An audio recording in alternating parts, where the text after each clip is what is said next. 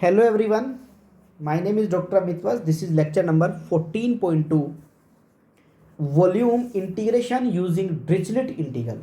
हम Dirichlet integral पढ़ रहे हैं और डिरिचलेट इंटीग्रल में हमने इससे पहली वीडियो में area bounded by the curve and mass bounded by the curve using Dirichlet integral calculate किया। कैसे कैलकुलेट किया जाता है, डिरिचलेट से ही मास कैसे कैलकुलेट किया जाएगा उसको हम यहाँ समझ रहे हैं। तो जैसा कि हमने पहली वीडियो में समझा कि L, M और N कोई भी तीन पॉजिटिव इंटीजर हैं, साथ में x plus y plus z less than equals to 1 होना चाहिए। एक प्लेन की इक्वेशन है। x, y, z तीनों पॉजिटिव होने चाहिए क्योंकि ये केवल पॉजिटिव यानी फर्स्ट क्वाड्रेंट में ही काम करता है। क्वेश्चन में क्या क्या पूछा जा सकता है आपको, या तो x, y, z तीनों ही ग्रेटर देन 0 दिए गए हों, या तो फिर अगर x, y, z 0 नहीं दिए गए हैं तो पॉजिटिव क्वाड्रेंट की बात कर रहा हो, या तो फिर वो फर्स्ट क्वाड्रेंट की बात कर रहा हो। तो तीनों में से कोई भी कंडीशन अगर आपको दी गई है तो डिरिचलेट लगाया जा सकता है। अदरवाइज डिरिचलेट लगाने के लिए आपको उसे बनाना पड़ेगा, पॉसिबिलिटी लानी पड़ेगी। The region bounded by the curve, अगर इस रीजन से बाउंडेड है तब अगर x to the power l minus one, y to the power m minus one, z to the power n minus one d x d y d z होता है तो equal होगा gamma l gamma m gamma n upon gamma l plus m plus one. तो students ध्यान दीजिए, आपको integration करने की आवश्यकता नहीं है, बस इस फॉर्म में आपको अपने क्वेश्चन को कन्वर्ट करके लाना है। अगर आपने इस फॉर्म में उसको कन्वर्ट कर दिया तो हमारा जो वॉल्यूम है वो कैलकुलेट हो जाएगा यूजिंग डिरिचलेट इंटीग्रल। जैसा कि मैंने x plus y plus z less than equals to 1 के लिए एक फिगर आपके सामने रखा है। a के कोऑर्डिनेट 1 0 0 हो जाएंगे, b के कोऑर्डिनेट 0 1 0 हो जाएंगे, c के कोऑर्डिनेट 0 0 1 हो जाएंगे। तो ये पूरा रीजन है o, यानी 0 को इंक्लूड करना पड़ेगा क्योंकि ये टेट्राहेड्रन बन जाएगा। हम टेट्राहेड्रन पे ही काम कर सकते हैं क्योंकि एक्स वाई जेड का 0 0 से बड़ा होना जरूरी होता है। मान लीजिए स्टूडेंट्स कभी ऐसी कंडीशंस बन जाती हैं कि एक्स वाई जेड आपको ग्रेटर देन 0 नहीं दिए हैं। ध्यान से सुनना मेरी बात, अगर x y z greater than 0 आपको नहीं दिए हैं क्योंकि ये ऑक्टेंट है और ऑक्टेंट में हमें 8 से मल्टीप्लाई करना होता है, तो अगर ये नहीं दिए हैं तो इसको बनाने के लिए कि x y z greater than equals to 0 हो जाए तो हम अपने वॉल्यूम को 8 से मल्टीप्लाई करेंगे। यानी पूरा वॉल्यूम 8 से मल्टीप्लाई करने के बाद gamma l gamma m gamma n upon l plus m plus n plus 1 हो जाएगा। यानी वही डेफिनेशन है, बस छोटा सा एक कन्वर्जन, एक छोटा सा चेंज मैंने कहा आपको कि अगर ये कंडीशंस नहीं दी गई हैं तो आप इन कंडीशंस को बनाने के लिए इस पूरे इंटीग्रेशन को बस आपको 8 से मल्टीप्लाई कर देना है। 8 से मल्टीप्लाई होते ही पूरे रीजन का वॉल्यूम आपको मिल जाएगा। बहुत इंपॉर्टेंट डेफिनेशन है, हमें यूज़ करना होगा इसे। तो एक क्वेश्चन के ऊपर अप्लाई करते हैं। पहले एक आसान सा क्वेश्चन लेता हूँ स्टूडेंट्स ताकि आपको बेसिक समझ में आए, फिर थोड़ा सा आगे जाएंगे। Find the volume bounded by the curve x plus y equals to 1, x is greater than 0, y is greater than 0 and z is greater than 0। आसान प्रॉब्लम ली है जानबूझ के, बेसिक एक बार समझाना चाहता हूँ क्योंकि आपको वॉल्यूम फाइंड करना है। वॉल्यूम होता है dv, dv मतलब dx dy dz। तो यानी x plus y plus z equals to 1 है, एक्स वाई ग्रेटर देन 0 है, बट x की power l minus one, y की power m minus one, z की पावर n माइनस वन नहीं है इंटीग्रेशन में, हमें बनानी होगी। कैसे? क्योंकि x की पावर 0 है तो उसको l माइनस वन लिख सकते हैं यानी 1 माइनस वन, वाई की पावर 1 माइनस वन, जेड की पावर भी 1 माइनस वन। तो ये हो जाएगा gamma l gamma m gamma n upon gamma l plus m plus n plus 1, यानी gamma 4 is factorial 3 and factorial 3 is 1/6। इसका मतलब इसका जो वॉल्यूम आएगा वो 1/6 आएगा। एक और एग्जांपल लेते हैं students. Find the volume bounded by the curve x to the power 2/3, y to the power 2/3, z to the power 2/3 equals to a to the power 2/3। हमारा जो डिरिचलेट इंटीग्रल है वो केवल प्लेन पे काम करेगा। x y z ना उनका कोई मल्टीपल हो ना उनकी कोई पावर्स हो। अगर इस तरीके की बॉडी है और वो पॉजिटिव ऑक्टेंट में है, मतलब 0 को भी इंक्लूड करती है, टेट्राहेड्रन की फॉर्म में आती है, तो डिरिचलेट इंटीग्रल को लगाया जा सकता है, अदरवाइज नहीं लगाया जा सकता। तो यहाँ पर उसने कह दिया है कि एक्स वाई जेड पॉजिटिव हैं और ये ऑल पॉजिटिव गिवन हैं, बट x की पावर 2/3 इसको मुझे हटाना पड़ेगा। तो इसके लिए मैंने क्या किया, वॉल्यूम की डेफिनेशन मैं जानता हूँ कि वो ये होती है, बट इस एरिया का मुझे वॉल्यूम फाइंड करना है। इस वॉल्यूम को कैलकुलेट करने के लिए मैंने इसको पहले वाले को u, दूसरे को v और तीसरे को w लेट किया। कैसे, ध्यान से देखिए स्टूडेंट्स।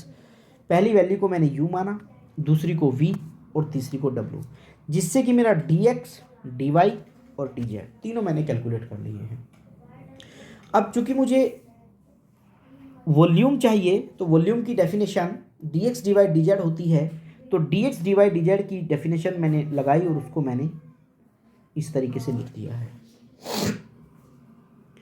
अब चूंकि u की पावर 1/2 है, v की पावर 1/2 है और w की पावर भी 1/2 है, तो मैंने उसे 3/2 -1, 3/2 -1, 3/2 -1 यानी +1 -1 +1 -1 और +1 -1 की फॉर्म में लिखा। साथ में u + v + w = 1 हो गया है और u v w > 0 हो गया है। कांस्टेंट को बाहर निकाला और डेफिनेशन लगाई γ3/2 γ3/2 γ3/2 अपॉन γ3/2 3/2 3/2 +1। तो टोटल जो हमने देखा तो ये हमारे पास γ3/2 = 1/2 √π होता है, उसकी डेफिनेशन लगाई और ये हो जाएगा 3/2 = 1.5 यानी 1.5 1.5 3 हो जाएंगे और 3 यानी 4.5 और 1 प्लस करेंगे तो 5.5 11/2। 11/2 को हम लिख सकते हैं गामा 11/2 को यानी 11/2 उसको हम लिख सकते हैं 9/2 7/2 5/2 3/2 1/2 और √π। वही मैंने लिखा और जो कैंसिल हो रहे थे उसको कैंसिल किया, सिंप्लीफाई किया और एक आंसर हमने निकाल दिया। जैसा कि हमने ऊपर भी डिस्कस किया स्टूडेंट्स कि हम मास भी कैलकुलेट कर सकते हैं, लेकिन मास डेंसिटी के साथ वॉल्यूम निकाला जाता है और ये डेंसिटी XYZ का एक फंक्शन होती है। तो चूंकि XYZ का डेंसिटी एक फंक्शन होती है तो XYZ उसमें यूज़ करना पड़ेगा। सबसे इंपॉर्टेंट क्वेश्चन इस चैप्टर का मैं आपके सामने डिस्कशन कर रहा हूँ, बहुत ही इंपॉर्टेंट चैप्टर क्वेश्चन है ये। एक प्लेन दिया है x/a + y/b + z/c = 1 की फॉर्म में, meet the axis in ABC axis के ऊपर जाकर के मिल रहा है। प्लेन की इक्वेशन है जो एक्सिस पे जाकर के मिल रही है। Apply the Dirichlet integral, find the volume and mass. दोनों कैलकुलेट करने हैं स्टूडेंट, ध्यान से सुनिएगा। आपको वॉल्यूम और मास दोनों ही कैलकुलेट करने हैं ऑफ द टेट्राहेड्रन। टेट्राहेड्रन क्यों कह रहा है, क्योंकि एक O भी इंक्लूड है, OABC and the density given is ρ = kxyz। क्योंकि हमें मास निकालने के लिए डेंसिटी भी चाहिए, इसलिए डेंसिटी का भी यूज़ किया गया है। तो हमें प्लेन की इक्वेशन गिवन है, ABC उसके कोऑर्डिनेट के एक्सिस पे कोऑर्डिनेट दिए गए हैं। वॉल्यूम और मास हमें दोनों चाहिए। OABC एक टेट्राहेड्रन है। O इस बात को दिखा रहा है कि ओरिजिन इंक्लूड है और डेंसिटी इज गिवन ρ = kxyz। तो चूंकि x/a y/b z/c = 1 और 0 को इंक्लूड करते हुए टेट्राहेड्रन तो बन रहा है, लेकिन x/a पर डिरिचलेट काम नहीं करेगा, तो मुझे इस ABC को हटाना पड़ेगा। तो उसी की वजह से मैंने क्या किया कि वॉल्यूम की डेफिनेशन तो ये होती है और मास की डेफिनेशन रो के साथ यानी डेंसिटी के साथ ये होती है। तो सबसे पहले हमने x/a को u माना, y/b को v माना और z/c को w माना।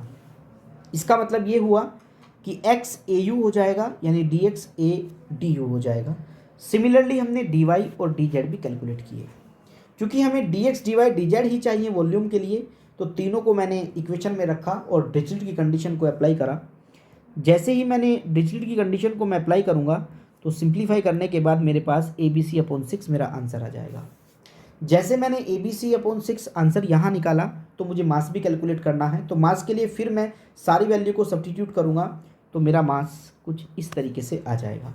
मास निकालने के लिए मुझे XYZ की वैल्यू भी चाहिए क्योंकि उसमें kxyz आएगा और dx dy dz भी चाहिए। तो x y और z तीनों मेरे पास हैं, dx dy और dz, यानी मेरे पास x भी है, y भी है और z भी है। मेरे पास dx भी है, dy भी है और dz भी है। तो मैं जैसे ही उसको रखूँगा और कैलकुलेट करूँगा तो मेरा आंसर निकल जाएगा। This is important question. एक और इम्पोर्टेंट क्वेश्चन है मेरे पास, बहुत ही इंपॉर्टेंट क्वेश्चन है स्टूडेंट, ये भी इसको ध्यान से सुनिएगा। Apply Dirichlet integral, find the volume and mass. यानी इस क्वेश्चन में भी कहा है कि मुझे वॉल्यूम और मास दोनों चाहिए। मुझे वॉल्यूम भी चाहिए, मुझे मास भी चाहिए, दोनों कैलकुलेट करना है। और जब मुझे मास कैलकुलेट करना होगा तो मुझे डेंसिटी चाहिए, तो स्टूडेंट डेंसिटी गिवन है, रो इक्वल्स टू के एक्स वाई जेड, ये भी गिवन है मुझे। तो यानी डेंसिटी गिवन है मास निकालने के लिए और वॉल्यूम भी निकालना है। अब मुझे ये देखना होगा कि मैं कौन से ऑक्टेंट के अंदर हूँ। मैंने देखा गिवन है फर्स्ट ऑक्टेंट, यानी इसका मतलब मुझे एक्स वाई जेड को ग्रेटर देन 0 दिया है। अब बस मुझे ये देखना है कि मेरा कर्व क्या है। जैसे ही मैं कर्व पर गया तो मुझे मिला एक इलिप्सॉइड। इलिप्सॉइड है x square upon a square plus y square upon b square plus z square upon c square. लेकिन अगर मुझे इस इलिप्सॉइड को देखना है तो इस इलिप्सॉइड को मैं ऐसे तो सॉल्व नहीं कर पाऊंगा, क्योंकि मेरा तो प्लेन की इक्वेशन पर ही काम करता है। तो ये जो x square upon a square है इसको मैं यू लेट करूँगा, यानी x equals to a u की पावर 1/2 हो जाएगा, और d x equals to a/2 u to the power 1/2 और डी यू हो जाएगा। सिमिलरली ये जो y square upon b square है इसको मैं वी लेट करूँगा, और y equals to b v की पावर 1/2 हो जाएगा, यानी d Y equals to B की पावर b/2 वी की पावर -1/2 और डी वी हो जाएगा। तो यहाँ पर मैं डी वाई कैलकुलेट करूँगा, और सिमिलरली जेड की जो वैल्यू होगी वो सी डब्ल्यू की पावर 1/2 हो जाएगी, और d z equals to c/2 डब्ल्यू की पावर -1/2 और डी डब्ल्यू हो जाएगा। जैसे ही मुझे वॉल्यूम निकालना होगा तो वॉल्यूम मैं जानता हूँ, volume integration d x d y d z होता है, और मेरे पास डी एक्स डी वाई और डी जेड तीनों आ गए हैं। यानी मुझे केवल डिरिचलेट की कंडीशन लगानी है और वॉल्यूम फाइंड कर देना है। लेकिन मास निकालने के लिए तो मुझे के एक्स वाई जेड मिला है। डेंसिटी यानी मास इक्वल्स टू होता है rho into d x d y d z. इसका मतलब ये हुआ कि एक्स वाई जेड की वैल्यू मुझे चाहिए, तो मेरे पास एक्स भी है, वाई भी है और जेड भी है, तीनों की वैल्यू को रखूँगा। साथ में मुझे d x d y d z भी चाहिए, वो भी तीनों मेरे पास हैं, उसको सिंप्लीफाई करूँगा और फिर से डिरिचलेट की कंडीशन पर जाऊँगा, डिरिचलेट इंटीग्रल लगाऊँगा, यानी मेरा जो मास और वॉल्यूम है दोनों ही कैलकुलेट हो जाएंगे। एक और इम्पोर्टेंट क्वेश्चन स्टूडेंट्स, उसने ये कहा कि ये इंटीग्रेशन मुझे सॉल्व करना है। V is the region bounded by the sphere, और स्पेयर दिया है x square plus y square plus z square equals to 1। अब स्पेयर में वो एक्स वाई जेड को ग्रेटर देन 0 नहीं दे रहा है, क्योंकि x y z greater than 0 नहीं है तो इसका मतलब पूरे स्पेयर का वॉल्यूम चाहता है। अब पूरे स्पेयर का वॉल्यूम निकालने के लिए तो मुझे अपने इंटीग्रल को 8 से मल्टीप्लाई करना पड़ेगा, यानी एक्स वाई जेड को ग्रेटर देन 0 बनाने के लिए मुझे अपने स्पेयर को 8 से मल्टीप्लाई करना है। एक्स स्क्वायर को यू लेट करूँगा, वाई स्क्वायर को वी और जेड स्क्वायर को डब्ल्यू। तब मैं एक्स वाई जेड की वैल्यू निकालते हुए डी एक्स डी वाई और डी जेड निकालूंगा, सब्स्टिट्यूशन करूंगा और प्रॉब्लम को सॉल्व करूंगा। तो इस तरीके से हमने जो प्रॉब्लम्स रखी हैं उनको आप सॉल्व कर सकते हैं। नेक्स्ट क्वेश्चन में भी अगर आप देखें तो मुझे वॉल्यूम फाइंड करना है, लेकिन x y z greater than 0 आपको नहीं दिया है, तो वॉल्यूम निकालने के लिए फिर से जो वॉल्यूम की डेफिनेशन होगी, वॉल्यूम की डेफिनेशन लगाते हुए 8 से मल्टीप्लाई और एक्स वाई जेड को ग्रेटर देन 0 बनाना पड़ेगा। नेक्स्ट क्वेश्चन में भी हम देखें तो इलिप्सॉइड की इक्वेशन है, और इलिप्सॉइड की इक्वेशन में जो डेंसिटी है वो वेरी कर रही है as the square of distance from the centre, यानी जो डेंसिटी है वो बराबर हो जाएगी के into x square plus y square plus z square. अब स्टूडेंट ध्यान से सुनिएगा मेरी बात, जो ये एग्जाम्पल जिसकी मैं अभी बात कर रहा हूँ इसमें जो डेंसिटी है वो x square plus y square plus z square होगी, यानी जो हमारा मास है वो कुछ ऐसा आएगा कि वॉल्यूम इंटीग्रेशन में x square plus y square plus z square और d x d y d z, कुछ ऐसा आएगा। बट डिरिचलेट प्लस पे काम नहीं करता, वो केवल मल्टीप्लिकेशन में काम करता है। तो चूँकि उसमें ओरिजिन नहीं दिया गया है, तो ओरिजिन चूँकि नहीं दिया गया तो इसका मतलब ये हुआ find the mass of the region bounded by the ellipsoid. Density very कर रही है और कहीं पर भी ये नहीं कहा है कि एक्स वाई जेड 0 के बराबर हैं, तो मैं इसे 8 से मल्टीप्लाई कर देता हूँ, और साथ में ये हो जाएगा कि x square upon a square y square upon b square plus z square upon c square equals to 1, और x y and z greater than equals to 0। मैंने ऐसे लिख दिया चूँकि 8 से मल्टीप्लाई कर दिया है। अब प्लस पे चूँकि यहाँ पर देखिए आप, यहाँ प्लस आ गया है। अब प्लस होने का मतलब ये हुआ कि डिरिचलेट ऐसे काम नहीं करेगा, तो फिर डिरिचलेट अगर ऐसे काम नहीं करेगा तो मुझे क्या करना है, तो मुझे ऐसा करना पड़ेगा कि 8 volume integration x square d x d y और d z plus 8 volume integration y square d x d y और d z plus 8 volume integration z square dx dy और dz, यानी मुझे 3 इंटीग्रेशन अलग अलग करने पड़ेंगे। पहला एक्स स्क्वायर के लिए, दूसरा वाई स्क्वायर के लिए, तीसरा जेड स्क्वायर के लिए। सब्स्टिट्यूशन करने का वही तरीका, इसको यू लेट करेंगे, इसको वी, इसको डब्लू, बट इतना सा एक चेंज था कि ये 3 इंटीग्रेशन बनेंगे अलग अलग। अब तीनों को बाद में सॉल्व करेंगे, तीनों का सम करेंगे, तब आपको आंसर मिलेगा, क्योंकि डिरिचलेट प्लस पर काम नहीं करेगा, वो मल्टीप्लिकेशन पर काम करता है। तो स्टूडेंट 3 अलग अलग आपके इंटीग्रेशन बन जाएंगे, तीनों को हम अलग अलग सॉल्व करके लाएंगे और फिर तीनों बाद में प्लस हो जाएंगे, जिससे कि आपको टोटल वैल्यू मिल जाएगी। इसी तरीके से अगर मैं नेक्स्ट एग्जांपल में देखूं तो यहाँ पर भी स्टूडेंट यही कंडीशन बन रही है, यहाँ भी प्लस आ रहे हैं बीच में, तो इनको भी मुझे 3 अलग अलग इंटीग्रेशन बना के करना पड़ेगा। रीजन एक स्पेयर की इक्वेशन है और x y z greater than 0 नहीं दिए हैं, इसीलिए पूरे रीजन को पहले मैं यहाँ 8 से मल्टीप्लाई करूँगा और 8 से मल्टीप्लाई करने के बाद एक्स वाई जेड को ग्रेटर देन 0 लिखूँगा, उसके बाद ही मैं इस प्रॉब्लम को सॉल्व कर पाऊँगा। तो मैंने इम्पोर्टेंट प्रॉब्लम जितनी हैं डिरिचलेट इंटीग्रल में वो सभी आपके सामने रखी, सभी को डिस्कस किया। आप सभी प्रॉब्लम को सॉल्व कीजिए, बहुत ही अच्छी प्रॉब्लम्स हैं, इनमें से ही एक क्वेश्चन आता रहता है।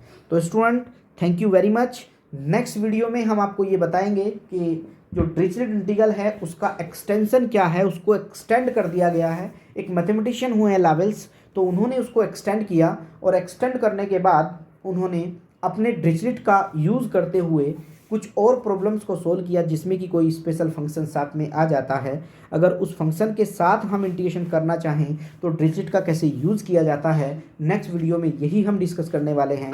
Thank you very much student, thank you very much.